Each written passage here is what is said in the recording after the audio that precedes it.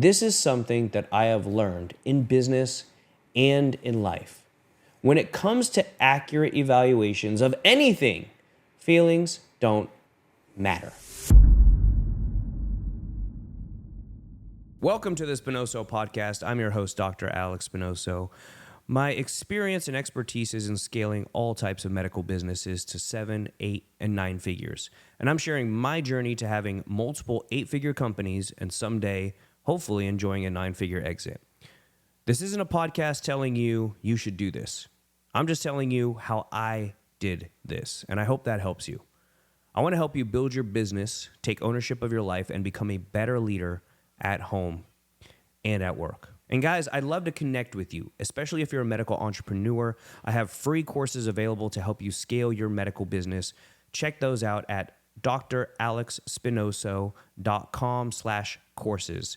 That is dralexspinoso.com/courses. I also invite you to connect with me on Instagram at Dr. Alex Spinoso, LinkedIn at the same, and every other platform, YouTube, etc. I am always Dr. Alex Spinoso. Thanks for listening. Okay, so in the last month, I was asked to speak at a local business called Integrity Auto. I was asked to speak to their management team, and as usual, I put a ton of work into preparing for the talk. And when I was done, I walked off the stage. People told me I did a great job. The owner said I did a great job. But I got in my car, and as I was driving back home, I thought, fuck, did I do a great job? I mean, when I think about it, really? Because I kind of feel like I didn't do a great job. And to be honest, it's hard to tell when you're speaking primarily to a group of men. I'm actually not used to that because I speak primarily in the medical and aesthetic entrepreneur space, and 70% of businesses in that space are run by women. And let me tell you, if you are a speaker, you want to fucking speak to women. Women are fucking awesome. Let me tell you that. They are engaging. They nod. They laugh. They smile. They even cry at your stories sometimes. And if you are a speaker, guess what? That feels fucking awesome. You are getting real-time feedback that you are doing well. But an audience dominated by men? Not so much. Now, don't get me wrong. I am happy to talk to men. I am honored and was honored by the invitation. I'm just saying, as a speaker, men are super hard to read. Internally, they could be like, this is the most amazing speech I ever heard, and I'm ready to fucking run through a brick wall. But outwardly, they look like they are falling asleep. They might be powerfully moved by the speech, but outwardly, their face is emotionless, like a rock. So I was like, did I do a great job? And that's when it hit me. Again, a very important secret to how successful I've been able to be so far. My feelings don't really matter. I could feel like I sucked, but objectively, it could have been a great keynote. On the other hand, I could feel like I crushed it, and objectively, those guys could have secretly thought, man, where did our boss dig this boring motherfucker up? This is something that I have learned in business and in life. When it comes to accurate evaluations of anything, feelings don't matter. What matters is to have a system in place to objectively evaluate data.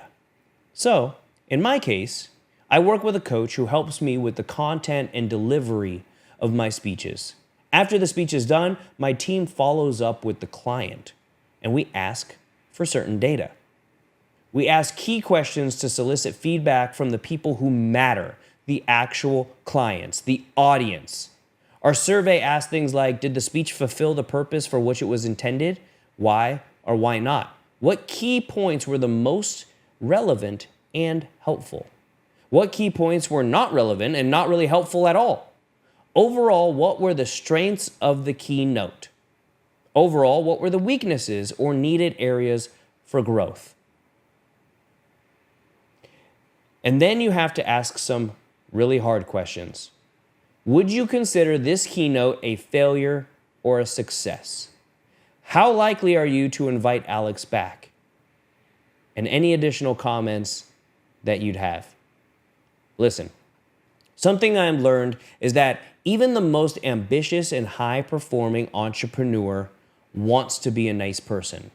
They don't want to be a douche. It's amazing how even quote-unquote ruthless CEOs have difficulty telling you, man, your keynote fucking sucked. I want to shoot myself halfway through it. So it's hard to get people to be honest and direct, but you need them to be honest and direct.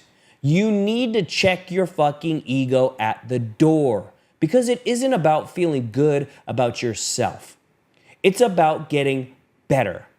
It's about becoming the best that you can possibly be day in and day out.